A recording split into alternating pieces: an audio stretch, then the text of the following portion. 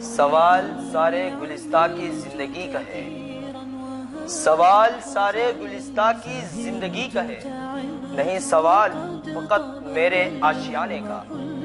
صدر عالی وقار 6 اگست 1945، ساری دنیا جنگ کی لپیٹ میں، جاپان کے شہر ہیروشیما کی تباہی کا منظر۔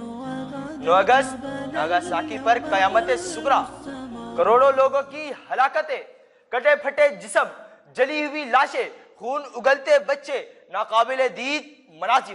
اتنے میں اہل دل خون کے آنسو روئے، ہم نے عالم کے لیے فکر مند ہوئے اور یہ کہہ اٹھے کہ زندگی تیغ سے تسخیر کہاں ہوتی ہے۔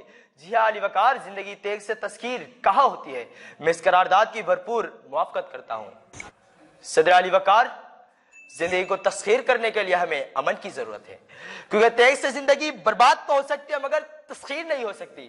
لیکن پھر بھی میرے مخالفین کا اگر یہی دعویٰ ہے کہ زندگی تیغ سے تسخیر ہوتی ہے تو میں اس سے پوچھنا چاہتا ہوں کہ اسرائیلی ٹینکوں کو پتھر مارتے فلسطینی بچوں کی زندگی تسخیر ہو گئی؟ کہ کشمیری مسلمانوں کی زندگی تسخیر ہو گئی؟ کہ عراق میں جنگ کی خوراک بننے والے 10 لاکھ مسلمانوں کی زندگی تسخیر ہو گئی؟ کہ برما میں ظلم و بربریت کی حدیں سہنے والوں کی زندگی تسخیر ہو گئی؟ کہ افغانستان میں ڈیزرٹ کٹر بموں کا نشانہ بننے والے ننھے پھولوں کی زندگی تسخیر ہو گئی؟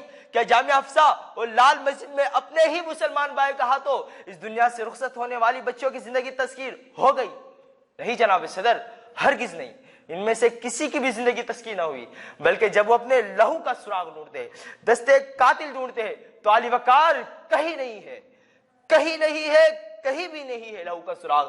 نہ دستو ناخن قاتل، نہ آستی پہ نشان، نہ خاک پر کوئی دبا، نہ بام پر کوئی داغ، کہیں نہیں ہے، کہیں بھی نہیں ہے لہو کا سراغ۔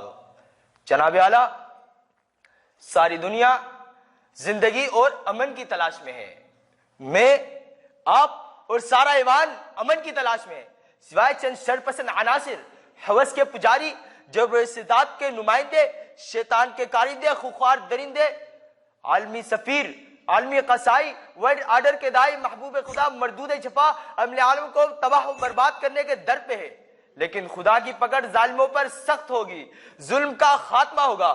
مجھے امید ہے ایک نئی صبح کا آغاز ہوگا، میری ملت، میرے وطن پر وہ فصل گل آئے گی جسے اندیشہ زوال نہ ہوگا۔ خدا کرے کہ میری عرض پاک پر اترے وہ فصل گل جسے اندیشہ زوال نہ ہو۔ یہاں وہ پھول کھلے جو کھلا رہے صدیوں، یہاں خدا کو بھی گزرنے کی مجال نہ ہو۔